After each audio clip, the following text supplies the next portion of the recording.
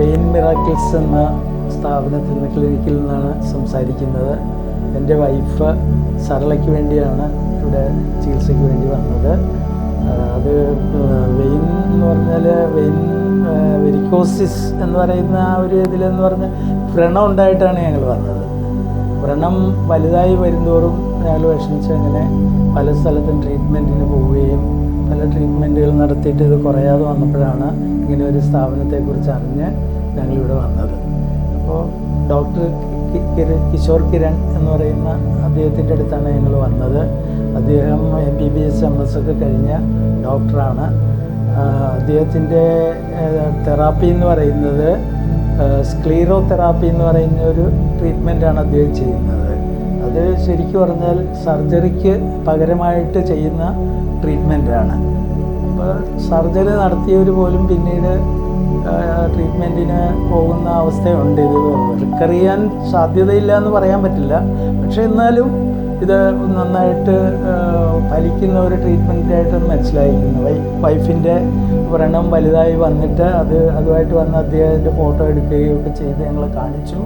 പിന്നെ സ്കാനർ വെച്ച് വെയിൻ്റെ കംപ്ലയിൻസൊക്കെ ഞങ്ങളെ ബോധ്യപ്പെടുത്തി തരികയുണ്ടായി. അത് കഴിഞ്ഞിട്ട് അപ്പം തന്നെ ട്രീറ്റ്മെൻറ്റിൻ്റെ ഇതൊന്നും ഞങ്ങൾക്ക് തെറാപ്പിയെക്കുറിച്ചൊന്നും ഒരു തീരുമാനം പറഞ്ഞില്ല. പിന്നീട് വരാൻ പറഞ്ഞു. ഒരാഴ്ച കഴിഞ്ഞ് വന്നപ്പോഴേക്കും പറഞ്ഞു ഇത് പിന്നെ വെയിൻ്റെ പ്രശ്നം തന്നെയാണ്, നമുക്ക് അതിൻ്റെ ട്രീറ്റ്മെൻറ്റ് എടുക്കാം, ഒരാഴ്ചയും കൂടി കഴിയട്ടെ എന്ന് പറഞ്ഞു. 3-ാമത്തെ ആഴ്ചയാണ് ഞങ്ങൾ ഈ മുറിവൊക്കെ ഉണങ്ങി വരുന്ന ഒരു സാഹചര്യത്തിൽ ഈ തെറാപ്പി എടുത്തത്.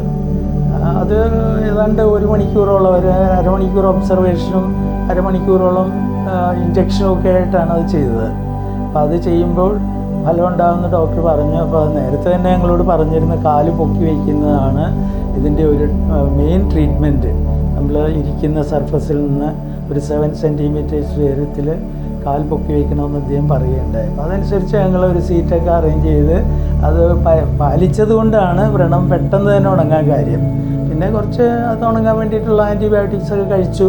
എന്നാലും ഫലം കണ്ടു പെട്ടെന്ന് തന്നെ. അപ്പോൾ ഡോക്ടർ തന്നെ പറഞ്ഞു ഇത് ഫാസ്റ്റ് ഇമ്പ്രൂവ്മെൻ്റ് ഉണ്ടല്ലോ, നിങ്ങൾ ഇപ്പോൾ ഇത് അതുപോലെ ഞാൻ പറഞ്ഞ പോലെ തന്നെ ചെയ്തിട്ടുണ്ട് എന്ന് അദ്ദേഹം പറഞ്ഞ്. അപ്പോൾ അങ്ങനെ ഒരു ഇത് കഴിഞ്ഞിട്ട് ഒരാഴ്ച കഴിഞ്ഞ് വരാൻ പറഞ്ഞ് വീണ്ടും ഞങ്ങൾ വന്നപ്പോൾ പറഞ്ഞ് എല്ലാം പക്കയായിട്ടുണ്ട്, മരുന്നൊന്നും കഴിക്കണ്ട എന്നൊക്കെ പറഞ്ഞ് അവസാനം പിന്നെ 1 മാസം കഴിഞ്ഞ് വരണമെന്ന് പറഞ്ഞപ്പോഴാണ് ഞങ്ങളിപ്പോഴും വന്നിരിക്കുന്നത്.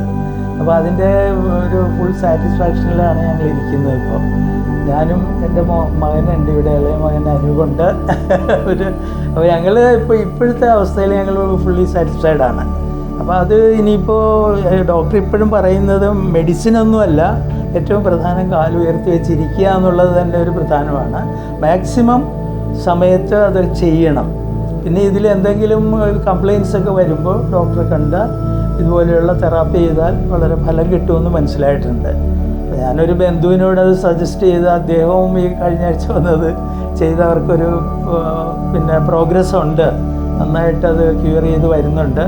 അപ്പോൾ അതാണ് ഇപ്പോഴത്തെ അവസ്ഥ. അപ്പോൾ ഡോക്ടർ ഞങ്ങളോട് വീണ്ടും അത് ശ്രദ്ധിക്കണം, ഇരിക്കണം എന്ന് തന്നെയാണ് പറയുന്നത്. ഇപ്പോൾ മെഡിക്കേഷനൊന്നുമില്ല.